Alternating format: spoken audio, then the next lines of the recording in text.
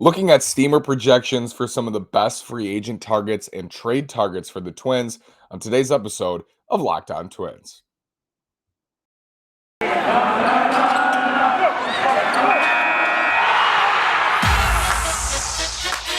You are Locked On Twins, your daily Minnesota Twins podcast, part of the Locked On Podcast Network, your team every day.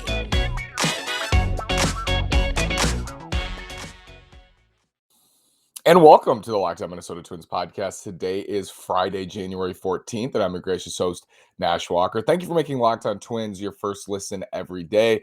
We are free and available on all podcast platforms. Looking at Steamer projections again today. So last week, the week before, looking deep at Twin Steamer projections for the rotation, for the bullpen, for the outfield, for the infield, for their bench, all of those things. Broke it down last week and the week before. So you can check out those episodes broken into infield, outfield, rotation / bullpen. And what we found, unsurprisingly, is that the Twins need some rotation help for next year. Bailey Ober projects as their most valuable starting pitcher, their most valuable pitcher in 2022. If I would have told you that before the 2021 season, you would have been shocked. I would have been shocked.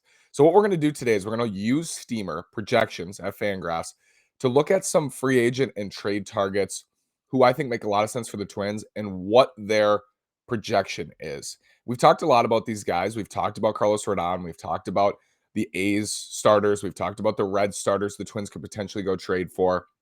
So we've talked about these guys, but let's look at their hard numbers and where they actually come in compared to the other pitchers in the league in terms of projected wins above replacement, projected line for next year. I think it's an interesting exercise and reminds you there really isn't a whole lot left on the free agent market for the Twins, and it's going to have to be via trade, but also that there are some very attractive trade options on, the first page of this list and projected to be the most valuable pitchers in 2022. So Twins have work to do. We know that. I've said it all along. They have work to do. Whether they get that work done remains to be seen. Whether they get that work done in a significant way is an even bigger question. Because I think they will go out and get starters. It's just going to be who is it and how much of an impact will they make and should they be expected to make in 2022. So I want to look at some of these lines. We're going to just go in order. So we're going to go in order and not necessarily split up free agents and trade targets, but just go in order of who's supposed to be the most valuable starting pitchers next year. Jacob deGrom's number one, 2.33 ERA, 6.1 wins above replacement projected for Jacob deGrom next year, 228 strikeouts in 152 innings. Garrett Cole's second, 329. Corbin Burns third, 2.99 ERA, 5.2 wins above replacement. Scherzer, Wheeler, Bieber, Nola, Woodruff, Webb, all of those guys not attainable. The Twins aren't going to trade for Jacob deGrom. They're not going to trade for Garrett Cole or Corbin Burns or Zach Wheeler. And they had a chance to sign Zach Wheeler, but it just didn't happen a couple off seasons ago.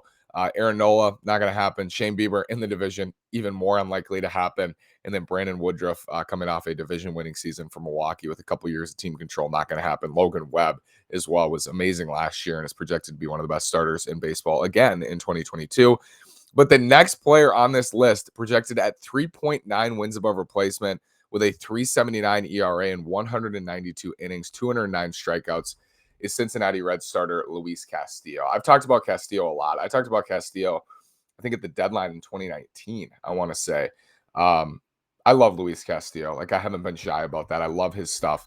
Fastball, 100, amazing changeup. His best pitch is a changeup.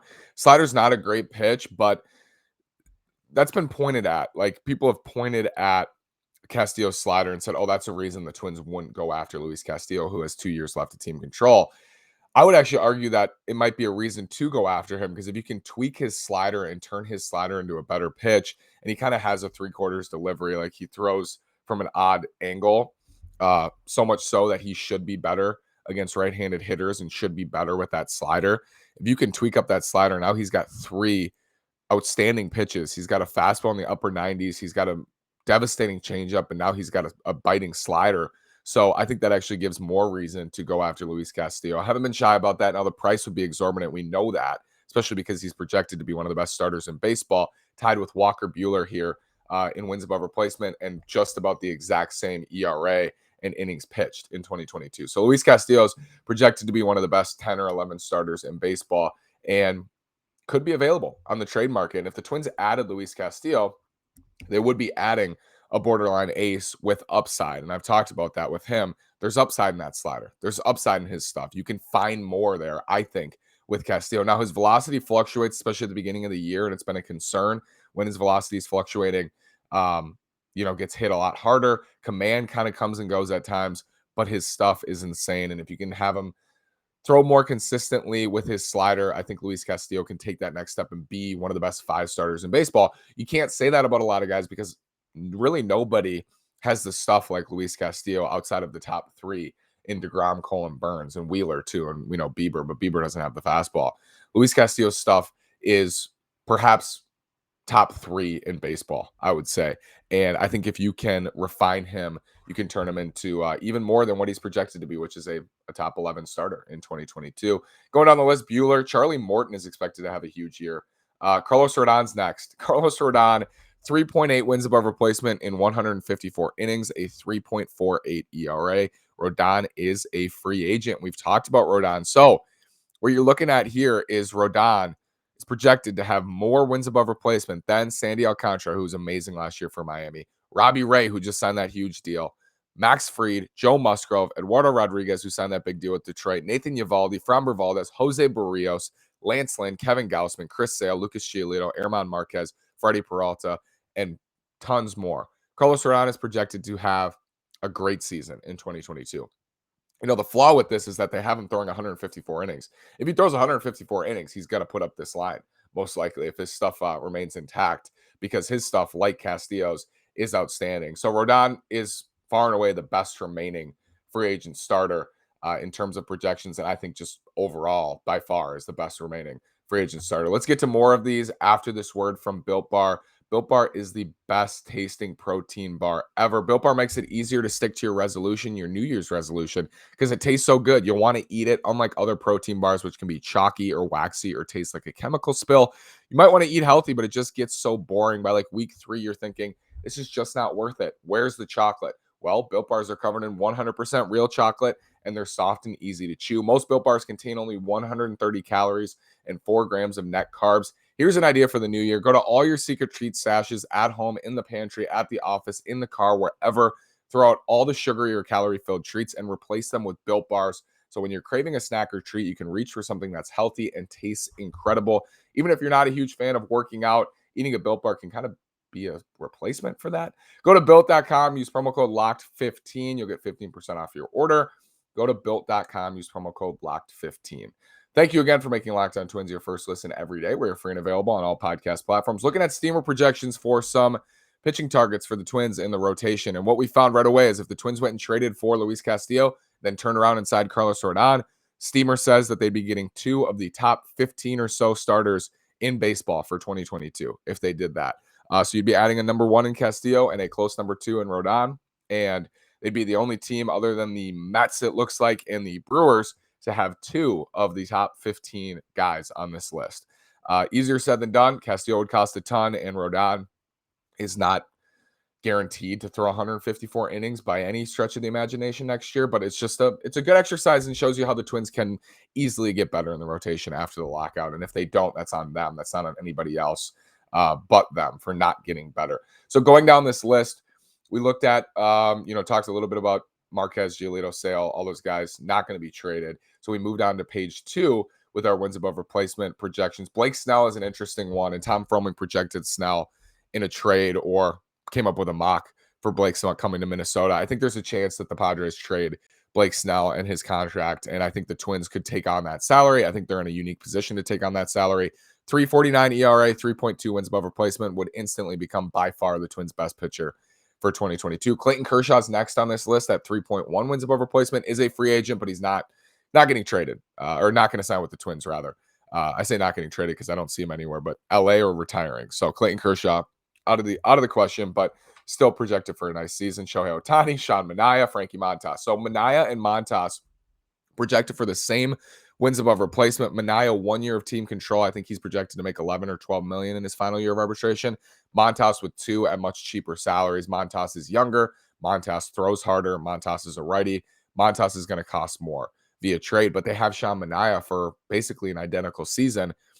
really across the board, almost an identical season, just less strikeouts than Montas, less dominant than Montas, but the numbers are there. So maybe Manaea is your market inefficiency there. I will always go after the young right-hander via trade, especially with target field and especially with how I feel about Montas, which I think he's in the same vein as Luis Castillo in terms of stuff. Huge, big-time stuff, great changeup, developing slider. I think Montas could take that next step that Manaea just doesn't have with his current repertoire. But again, you could go and get Sean Manaea for 1 year and you don't have that huge burden of price and you don't have that commitment beyond 1 year. But those are the Oakland starters right there. It's interesting that Chris Bassett is not here until deeper down the list. He's in the same area as Steven Matz, Ian Anderson, Jordan Montgomery. So maybe that tells you Manaea is a better trade target than Chris Bassett. And I've been on the Bassett train. He has the best ERA in the American League since the shortened 2020 season. I've really liked Chris Bassett. Again, only 1 year of team control. I think he comes in somewhere in the middle of those two in terms of price and in the middle of Montas and Manaea. But here you go on page 2. You have 3 Oakland Athletics starters. You know Oakland's looking to deal. You can go get one of these 3. And again, they will instantly become the best pitcher on your staff in 2022. Some guys in the middle, Jack Flaherty, Alex Wood, Sonny Gray. Alex Wood just re-signed with San Francisco. Sonny Gray is a guy we've talked about as well. They have him for 2.8 wins above replacement, tied with Flaherty, Michael Kopech, a little bit more than Patrick Corbin, Lance McCullers Jr., Hyunjin Ryu, Steven Strasburg, Shane McClanahan.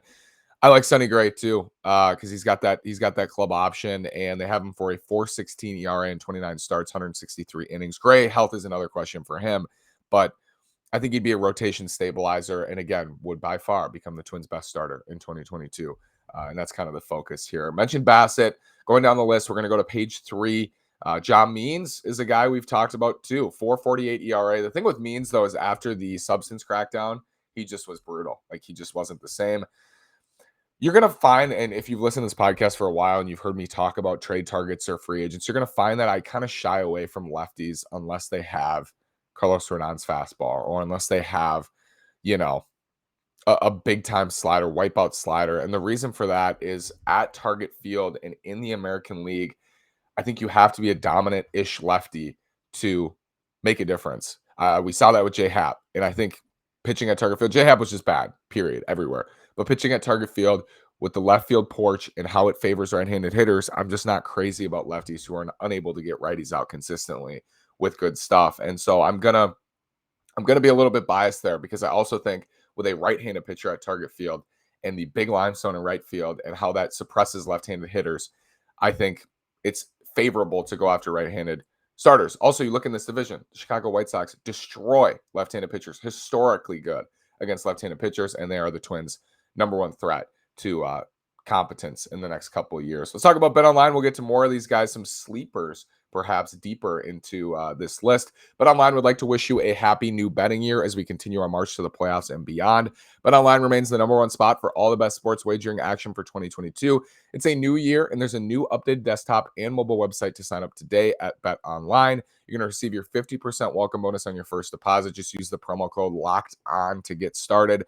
From football, basketball, hockey, boxing, and UFC, right to your favorite Vegas casino games. Don't wait to take advantage of all the amazing offers available for 2022.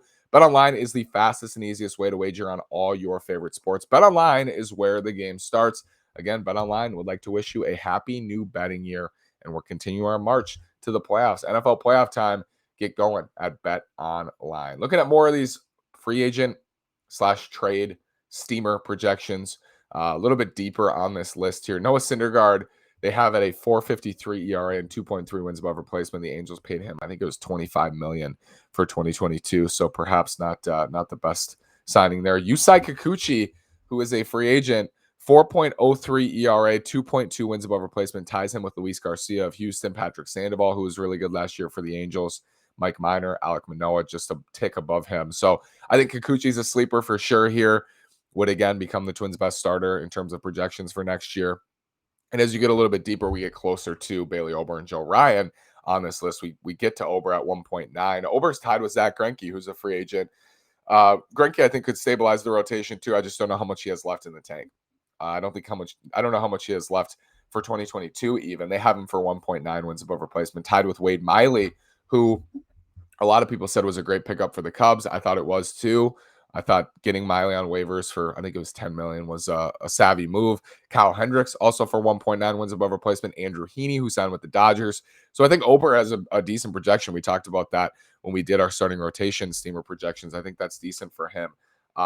As we look at this list, John Gray, 2.1 wins above replacement, signed a big time deal with the Rangers. So as you look at this too, you kind of think of who was perhaps overpaid in free agency.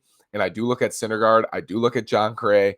I look at Taijuan Walker from a couple years ago, 1.8 wins above replacement. He's projected for in 2022. And then when you get deeper in this list, Joe Ryan, 1.8, tied with Miles Michaelis and Brad Keller.